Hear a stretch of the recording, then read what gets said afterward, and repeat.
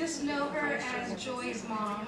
So, and I know Joy since she was very young, going to school with my daughter. I knew she was fun the first time. She probably doesn't remember this, driving in my car, and she did a fire drill and said, "Everybody run out of the car." And that's how I always remembered her as fun. So, and you probably also think of Eva as that lovely lady at Showcase that draws those beautiful homes and sketches and drawings of them, but she's a lot more than that. So let me tell you a little bit more about her. And I also want to remember to thank Valerie for putting all the publicity and press release to get good turnouts of all our speakers. As a matter of fact, our new member sitting next to me, Melina, said she joined. I said, "Who recruited you?" She goes, "Oh no, when I read the newspaper article, it made me want to go." So thank you. All right, Eva Margueriette grew up in Monrovia, and at the age of 17, she began her education at Trojan Art Institute. A graduate of Cal Arts, she is a signature member of the National Watercolor Society and the California Art Club. She has over 21 women's shows, and her work has been in the gold medal exhibition at the Pasadena Museum of California Art. Eva has won Best Show and Best Portrait in several competitions and has been awarded hundreds of private and corporate portrait commissions, including the Jonathan Club in Los Angeles, the University of Southern California Gold School of Law, and Keck School of Medicine, Department of Dermatology. Eva Margueritte's art studio opened on Huntington Drive in San Marino on April 1st, 1986. For 29 years, she has continued to open her studio for exhibits and weekly classes in watercolor and oil paintings. She loves helping beginners learn to draw and paint and has launched many successful artists. This fall, she will be teaching painting in a picturesque European location as part of an art walk tour. This summer, she became a great-grandmother. Eva attended her first creative writing class at the University of Iowa as a beginner. Now, 8 years later, she is completing her manuscript, Independence Day, a memoir. The book is about an artist mother living in the San Gabriel Valley who has been 80% deaf since the age of 2. When her son is diagnosed bipolar at the age 16, she must find a way to reclaim her creative spirit to survive.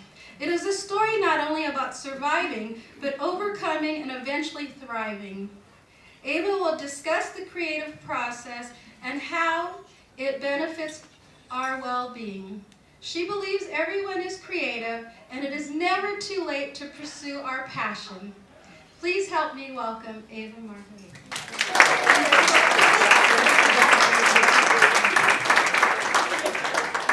Well, I am Eva Margueriette, and I am so honored to be here. Can't tell you. And I feel so much at home. I have so many friends here, and I see so many friendly faces. And I want to thank Jacqueline for inviting me and giving me this opportunity to share my idea of the creative process with you. Like she said in her introduction, I believe that creativity is our birthright. And it's never too late to pursue our passion, which is what Jackie said. Yeah. When we search our hearts, what desires are planted there? Perhaps they're new, or maybe from childhood. Children know what they love to do. Run, dance, paint, bang on keyboards, beat on drums all day very loudly. I'm blessed to be surrounded by children with dreams. My youngest daughter, Joy, has 3 boys and a little girl. Jeremiah is in the 1st grade at Valentine. I asked him, "What do you want to be when you grow up?" He said, "The mayor of San Marino." Jacob, the 5-year-old, told me he wants to be a policeman so he can arrest people. Last week, the 3-year-old jumped in my lap because the cat scratched my arm, and he grabbed a tissue and put it on the wound to stop the bleeding. And I said, you know, Andrew, you would be a great doctor. I said, you know, I think it would be nice to have a doctor in the family. So then suddenly I got this vision that those desires of the heart that are planted, that maybe perhaps at an early age where they were planted there, these desires that call us to be all we can be, might have been planted by grandmothers like me. So I prompted him, and I said, Andrew, what would you like to be when you grow up? He said, a Power Ranger. Yeah, wonder and curiosity about life is the secret of creative people. There are so many opportunities to explore our inner and our outer world. First, it's about having courage, and then it's about making the time. It is good to be engaged in the creative process. Not only does it provide a sense of well-being, but brain science says that it benefits our emotional, mental, and physical health. Making art involves the product, but the process is more important than the product. I relish those moments when I'm so absorbed in the process of painting or writing that I lose all track of time. Creativity calls us to be enthusiastic and spontaneous and to develop special skills. It involves self-fulfillment and that feeling of being happy and fulfilled and satisfied because we are doing something that fully uses our abilities and talents. But what if we believe we are lacking in creative genes and have no talent? Tonight, I want to dispel that talent myth that stops us in our tracks when we consider claiming our creativity. As children, we had no doubt that we could write stories and paint pictures and sing songs and hit home runs until someone said, you're not an athlete, or you can't write because you can't spell, or you're not an artist because you cannot draw a stick figure. I was wanting to know why that was a good thing. I don't want to draw one. Or forget about singing. Forget about singing, you're tone deaf. Is that one? I wondered about that one because I am deaf, as Jackie told you. Well, not completely deaf, but almost. So we'll talk about that. I was normal until the age of 2, when I had fevered meningitis that burned out the nerves in my inner ears. I was lucky to be alive, but I lost 80% of my hearing. At first, no one seemed to notice. And then doctors said nothing could be done. So for 7 years, I lived in my world of silence. Actually, I was very happy. I was 17 when I graduated from Monrovia High School. We have somebody who went to, I'll tell you about Monroe School later. From Monrovia High, and I entered Chouinard Art Institute on a scholarship. I was a star in the beginning. On a scholarship, right? But later, there was a time when I was a victim of my own negative self-talk. I would begin drawing the model and then tell myself it's not good enough, and then erase it. And then I would start again, and then I would erase it. And then I would begin again, and I would erase it. Now that sounds crazy, huh? I thought so. One caring professor wrote patience on the top of my drawing paper. I had no patience. I had no confidence. And I knew I was not talented like some art students that I was comparing myself with, especially the men. But I had a genuine desire, and I'd been reading Self-Reliance since I was 12 years old, an essay by Ralph Waldo Emerson. And I remember these words. He said, you should learn to detect and watch that gleam of light that flashes across your mind from within. Trust thyself. Every heart vibrates to that iron string. 6 years later, after changing my major 3 times, getting married to my alcoholic high school sweetheart, having a baby named Terry, I graduated in the first class, graduate from Cal Arts. Walt Disney's, at that time, new idealistic experiment. And I'm so grateful for that. because it did. It gave me a whole different way of looking at life. But this is the important part of my story tonight. On the rough road to becoming an artist, I got detoured by motherhood and self-doubt. I now had a degree, but I was unemployable. And I wondered, how did Cezanne get a job, apply for a job as an artist? There was no place. Instead of finding work, I had another baby. I doubted my artistic ability, and I stopped making art. A few years later, with the help of a dear teacher, I reclaimed my love of painting, but only to quit again at the height of my career, because I thought my children needed me more than I needed to be painting. Tonight I say I am an artist, loud and clear, because most of my life I was not so sure, and I would not have said those words. For over 50 years, except for those detours I've mentioned, I had been a painter inspired by my observation of nature. Plein air landscapes, Cezanne, still life, and commission portrait.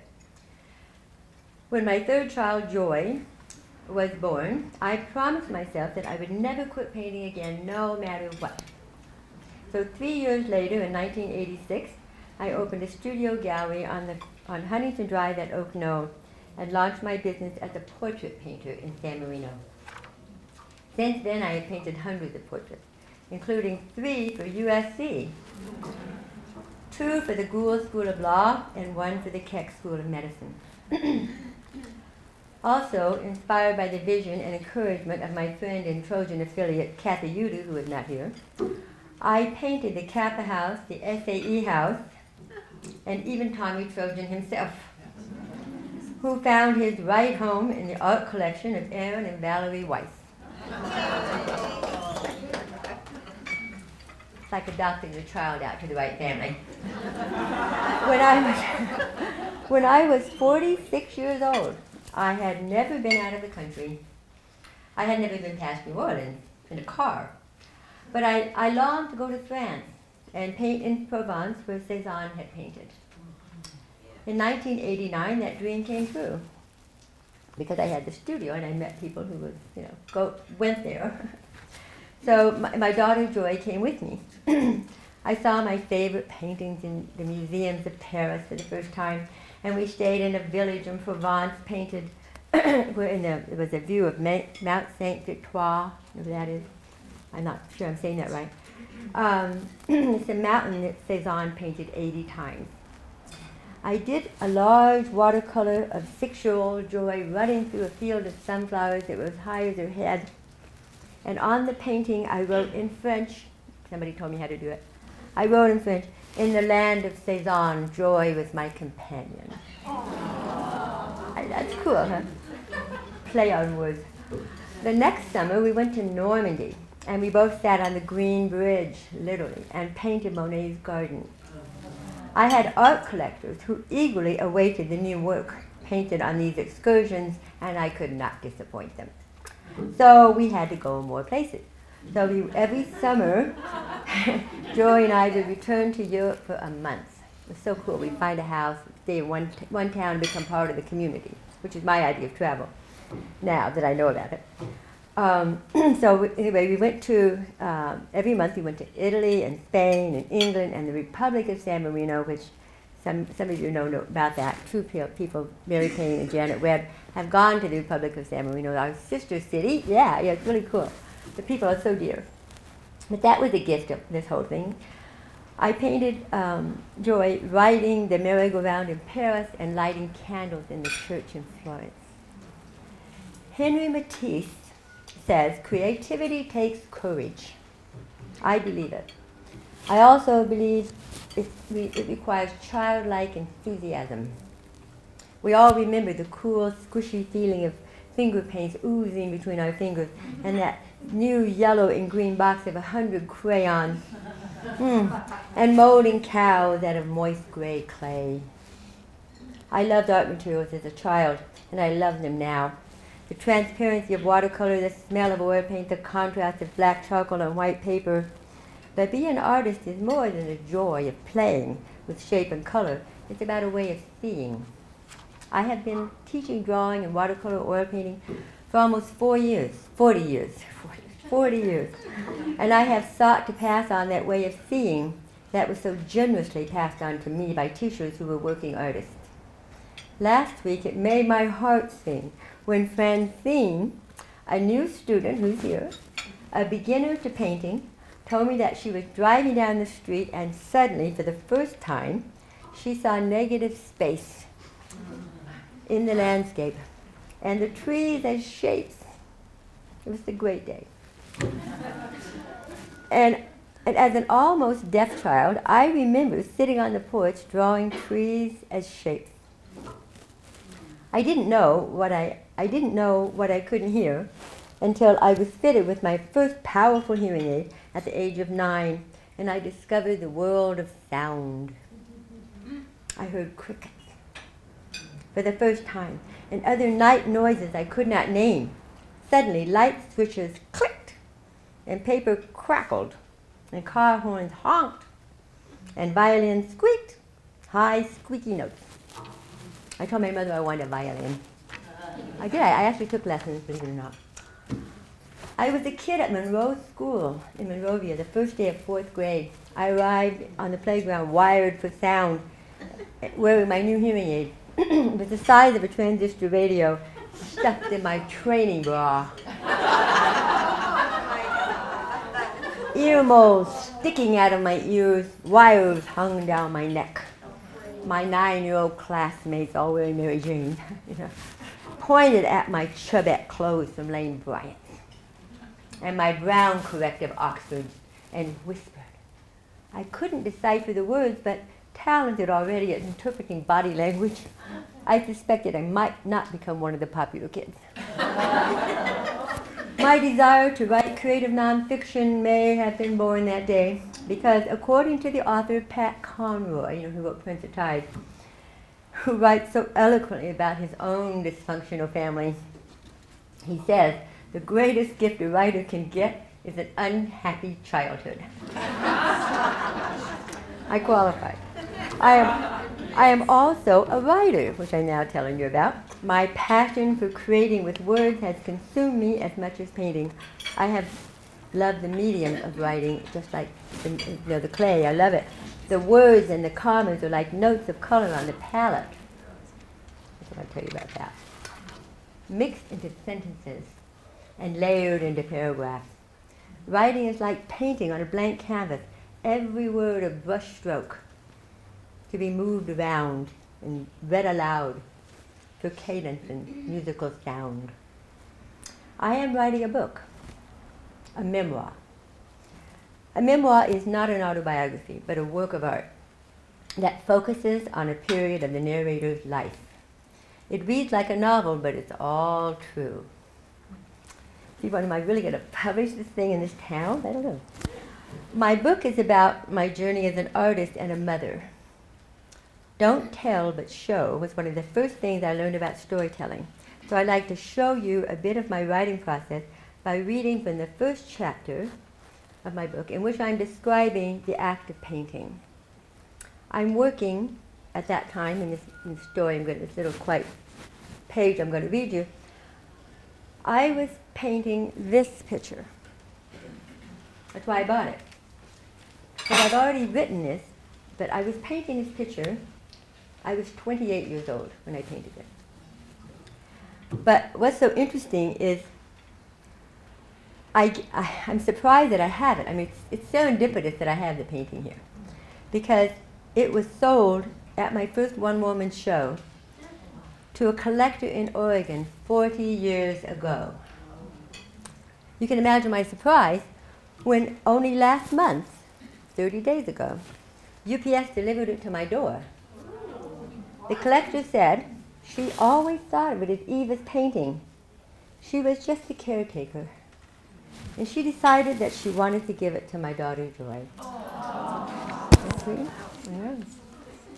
As the story begins, I'm going to read to you from this chapter from this little first few pages of this chapter. As the story begins, it is late at night. I said I'm 28.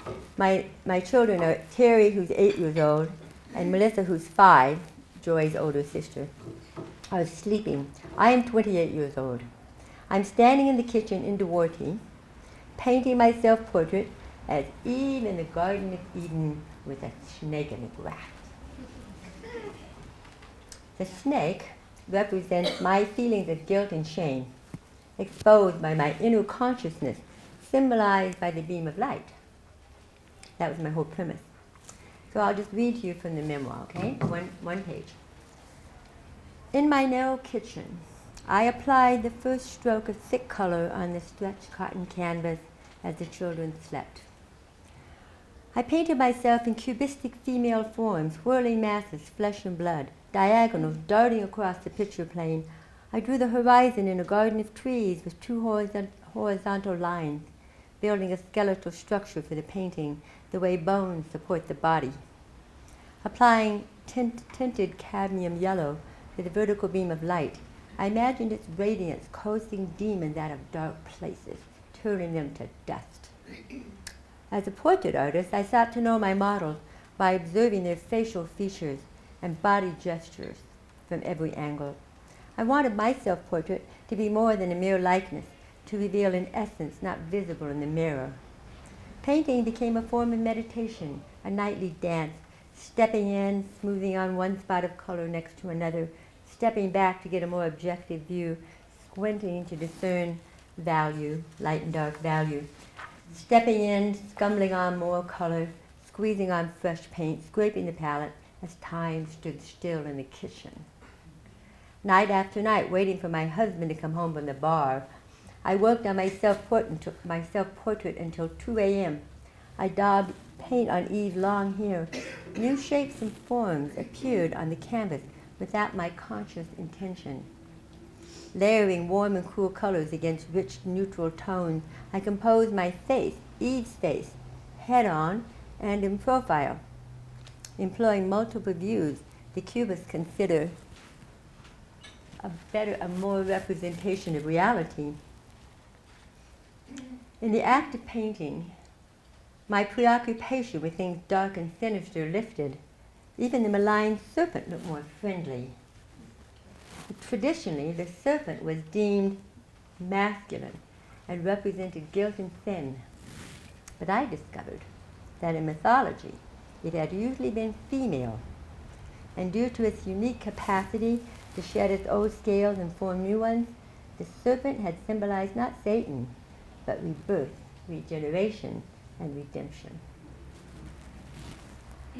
Until 20 years ago, I had never thought about writing, but something happened that changed everything. I was driving on the 210 freeway going from Pasadena to Upland,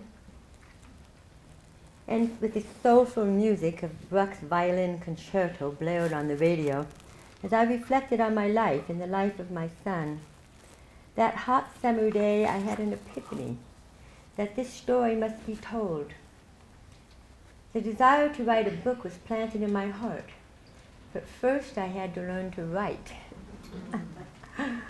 It was 5 years before I finally took a writing class at the local junior college. I stuck it out, but I left feeling dim-witted, insecure, and hopeless. I licked my would-be writer's wounds for 5 more years. I was in my early 60s when I finally took my second writing class at the University of Iowa Summer Writers Festival, a beginner's workshop called Writing Memoir for a Wider World. I had no idea what to do. It was like being in a foreign country and everyone knew the language except me. I remember thinking, this is how my new painting students must feel, insecure and nervous. I learned to write a scene and a dialogue. At the end of the week, I'd stayed up all night composing 2 pages to read to the class. My roommate said it wasn't very good. And I was so discouraged, I almost did not go to that last class to read those 2 pages, but I did. I went back the following summer. I didn't write a thing all year. Went back the following summer. Took a class called Turning Memories into Art. I joined a local writing group in Pasadena. Kept writing and going back to Iowa every summer. 2 years ago, I took a memoir workshop entitled Making Shape of Chaos. Did I have a memoir in chaos? Yes, I did. The teacher, Christine Hemp, a poet and nonfiction writer, agreed to mentor me by email and Skype, but only if I was willing to put aside everything I had ever written and start over. I said, yes, of course, I want to say to help me. I've enjoyed being a beginner, but it's been humbling. There is so much to learn about writing, and I know from many years of painting and exhibiting and teaching that I will not always be the best, and many hours of work will end up in the trash. Even so, I have benefited from doing the work. Steeped in the creative process of writing this memoir has contributed to my sense of well-being. It is not therapy, but it is therapeutic, and my manuscript is almost done. Before we close, I'd like to read another passage from my book. As I said, my memoir is a story about an artist and a mother who quits painting for 7 years to save her son, my son. But as he descended into mental illness, I am forced to accept that I cannot save him and had to reclaim my creative spirit to survive. Much later, I realized that Terry's life was not for me to save. It was he who ended up saving me. In this passage I'm going to read, my son, Terry, who is 17 in the story, had attempted suicide the previous year, had been diagnosed bipolar, and undergone 90 days of treatment for alcoholism.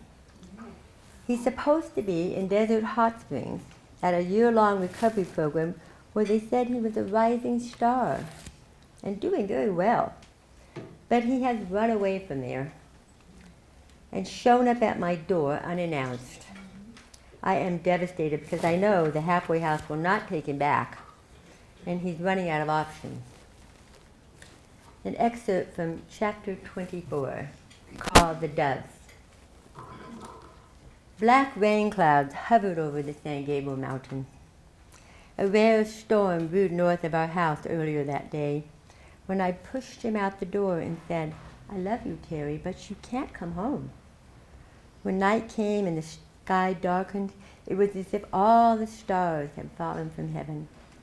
Lightning struck, and I imagined my 17-year-old son wandering the streets, carrying his guitar case and clutching his plastic bag of rain-soaked clothes. Now, in the middle of the night, I began to doubt I'd done the right thing. As the tempest raged, I got out of bed, turned on the light, sat at the kitchen table with pen and paper, and drew a circle and sketched Terry in the center, wearing his navy blue ski cap. Surrounded him with a band of angels drawn in black ink line with feathery wings and halos like icons in Byzantine art. The following morning, gray and white oval-shaped clouds sailed across the sky like angelic beings on the breath of dawn. The phone rang. I was surprised to hear my mother's voice. She lived in Monrovia, only miles away, but we seldom spoke. He's here, she said. Terry showed up in the middle of the night, soaking wet. Mother, please support us. Do not let him stay. I told her he'd run away from his recovery home, and we needed to be firm so he would choose to go to another place. His only hope is getting the help he needed. I can't believe we threw him out, she said, ignoring all my pleas. I won't let my grandson sleep on the streets. Please, Mother, his counselor said it might save his life. That's ridiculous, she said. He's a sick boy. That afternoon, I cleared the kitchen table. I looked out the window. Something seemed amiss in the backyard, like a landscape painting in need of a structure line or a crucial note of color. I opened the sliding glass door. The sweet smell of after-rain lifted my spirits. Blue puzzle-shaped patches peeked out between clusters of cumulus clouds riding on the wind. Not only puffy white clouds, cotton-like forms, but neutral bluish grays and grayed down violets, charcoal and dusty mauve. Billowing masses mingled one moment and parted ways the next, as they whirled like dancers across the sky. But there was no music, only deafening silence. I could not hear the constant coo, coo, cooing of the doves. suddenly I realized what was missing. The dove coop had blown over in a storm. I flew into the yard to save Terry's precious magic birds, to right the cage he and I had built with heavy-duty chicken wire and 2x4s that year he turned 11. The birds had been secure high off the ground, safe from predators, but now the thick wire was bent and torn, the cage an empty tomb. 30 minutes later, I walked out the front door. My Dodge Dart sat parked in the driveway exactly where Terry and his younger sister had performed their magic show 5 years before. On that day, a white dove had been laid to rest inside a mysterious blue lacquered box. When Terry, the young magician, spoke his incantation, the bird vanished, but then to the delight of the children in the audience, it had been miraculously transformed into a live white rabbit. As I slid behind the steering wheel, I spotted a ghostly figure standing on the corner a half block away. He was still wearing his quilted down jacket and navy blue ski cap. Like a Rodin sculpted in bronze, he stood gazing at the house. As I backed out of the driveway, my heart raced, my resolve weakened. I avoided looking at my son. He was only 17. I wanted to get out of the car, run to the corner, hug him and say, "I love you, Terry, just come home." I have much to learn about how to love, and I did not know then how much he was teaching me.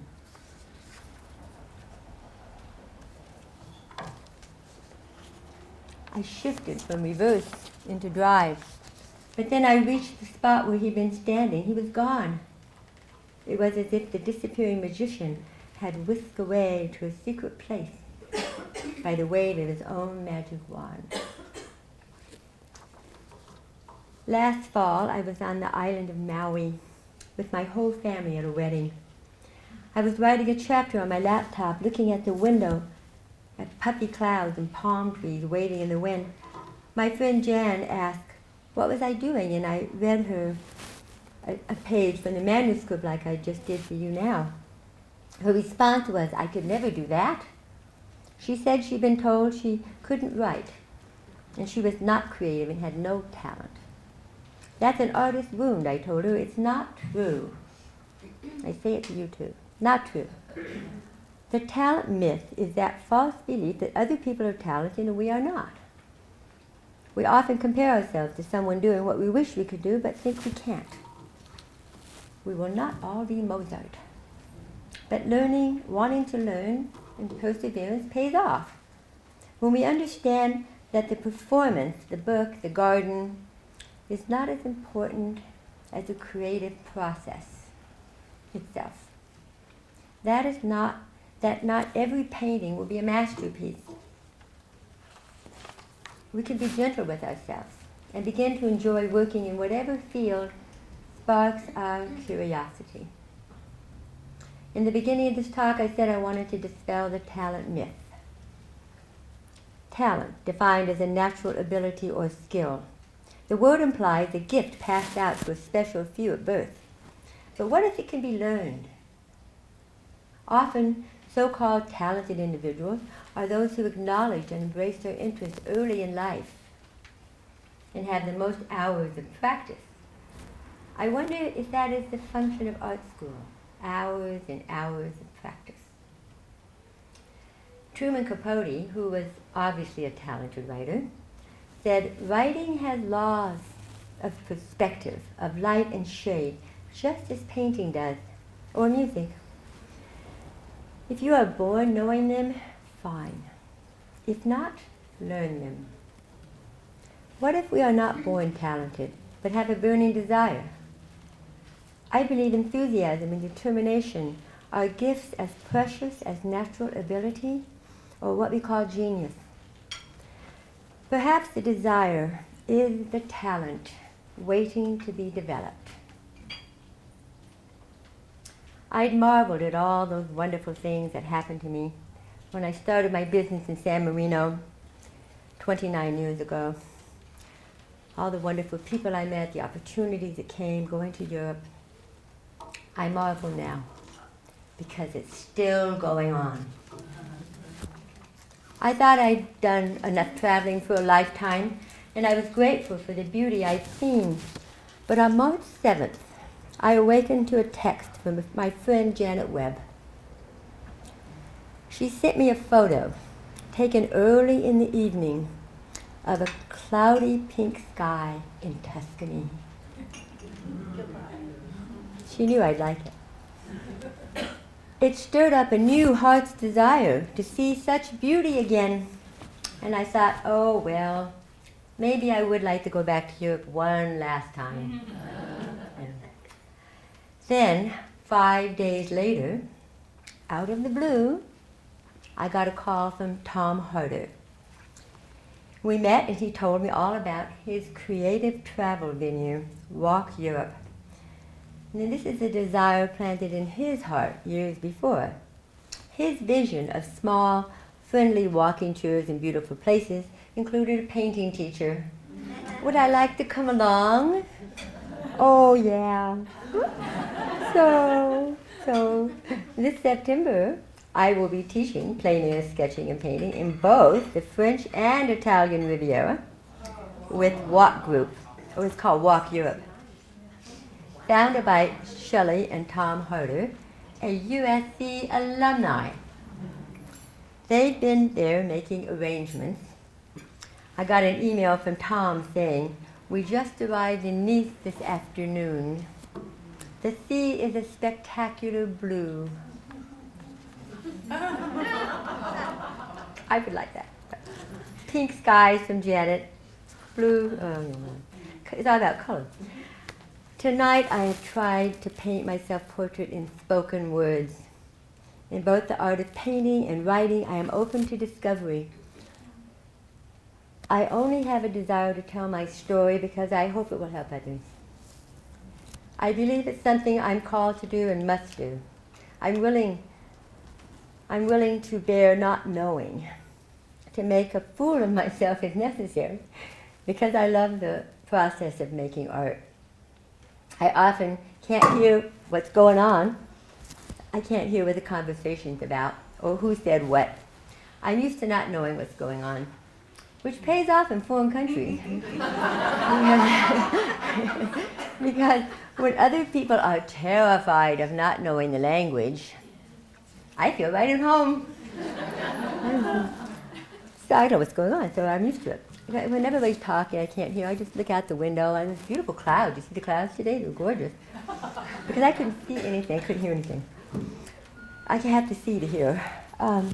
When other people, so I feel at home. So perhaps I am more comfortable than some with the unknowing aspect of the creative process. Because when people say, even Francine said, when you start to do something creative, it's scary. It's scary. So I'm used to feeling that way. I say that's part of the deal. So in the creative process, but I do know that art emerges from the spirit, messy and uncertain and new. I'm not interested in safe formulas, nor will I teach them. The last thing I want to say to you is we are all creators, more than we can ever imagine. But as Matisse said, creativity takes courage. So let's be brave, shall we?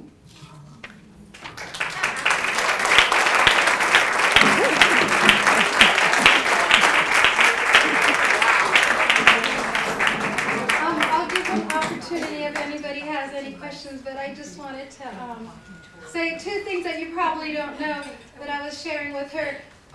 The reason, I don't know if you noticed I have a high voice, but that's because I was deaf for years too. And so that's where it comes the weakness in the throat.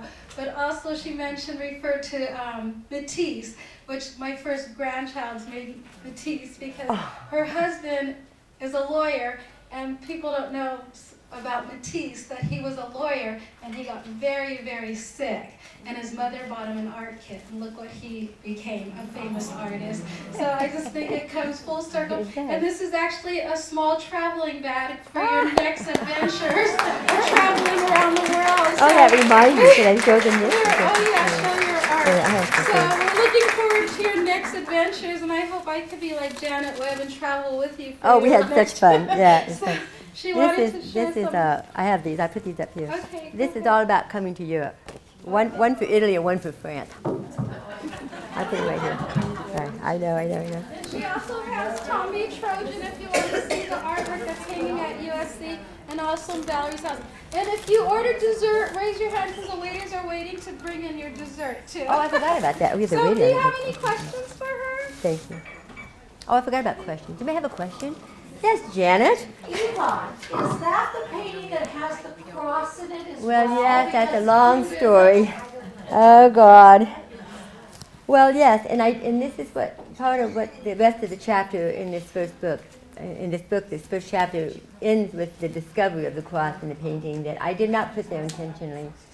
I didn't know because I was just putting in this beam of light in the horizon line in the garden, and it popped up. So I thought that was kind of cool. Because I was asking that question all the time I was painting. I felt so guilty, about not being all I could be. And so I was kind of asking, well, if I can see this by spiritual light, what's the answer? That's how I got my answer. But it's a universal symbol. Yeah, it's funny. Yeah. Is Joy going to keep that lovely painting in her house? No, Jackie wants it. Do I get to keep the painting now that it's back? What about it? Do I actually get to keep the painting? Yeah, after I die.